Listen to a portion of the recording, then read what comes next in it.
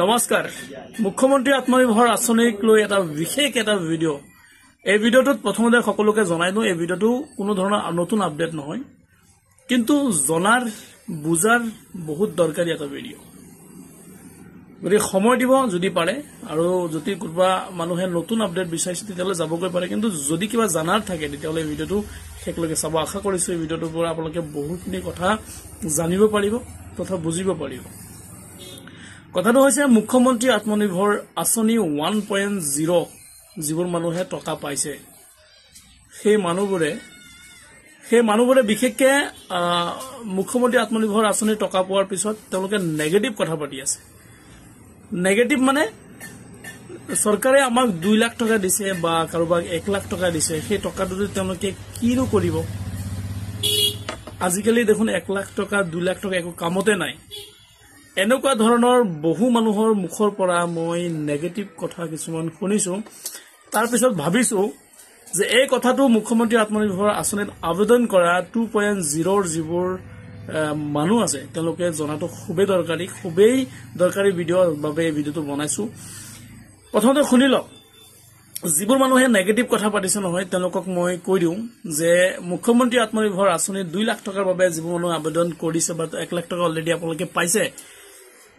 আপোনালোকে জানেনে যে চৰকাৰে অকল 2 লাখ টকা যে আপোনাক দিব বা 2 লাখ টকাটো দিছে সেই টকাটো এটা সৰু এটা এমাউণ্ট হ'ব পাৰে কিন্তু সেই ৰাস্তাটো যিটো ৰাস্তা আপোনাক দিয়া হৈছে সেই ৰাস্তাটো এটা দীঘলীয়া ৰাস্তা আৰু যিটো ৰাস্তা দি গৈ যোৱাৰ পিছত আপুনি যদি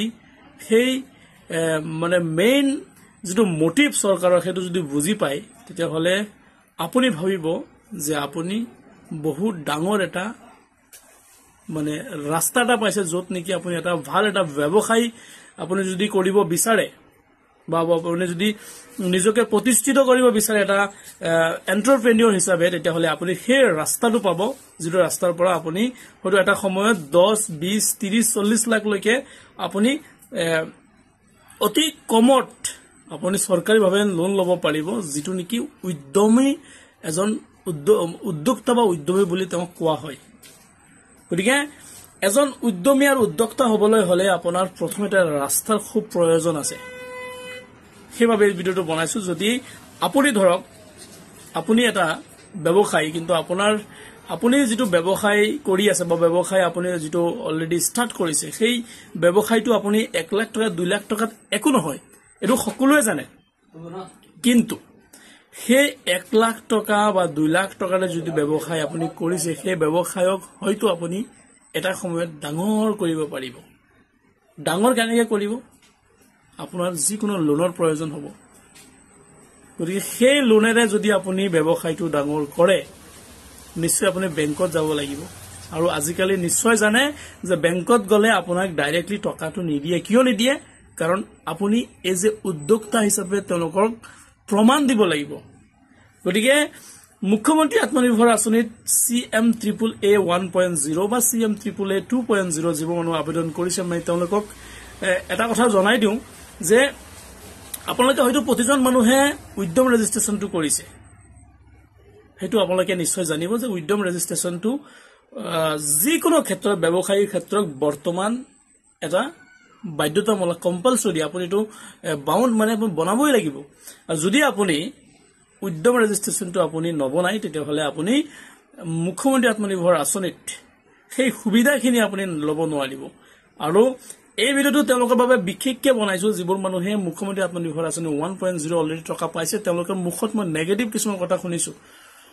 যে আজিকালি 1 লাখ টকাটো বজাৰত গ'লে শেষ হৈ যায় আজিকালি 1 লাখ টকাটো এটা ভাল এটা কিবা এটা কৰিব নোৱাৰো গতিকে তেওঁলোকক কৈছো যে চৰকাৰৰ যিটো মেইন মোটিভ আছে সেই মোটিভটো আপোনাৰ 2 লাখ টকাৰ কাৰণে নহয় চৰকাৰৰ মেইন মোটিভটো হৈছে আপুনি এজন ভাল এটা এন্টাৰপ্ৰেনিয়ৰ বনক যিটো এটা সিস্টেম তেওঁলোকে এটা ৰাস্তা দিছে সেই ৰাস্তাতে যদি আপুনি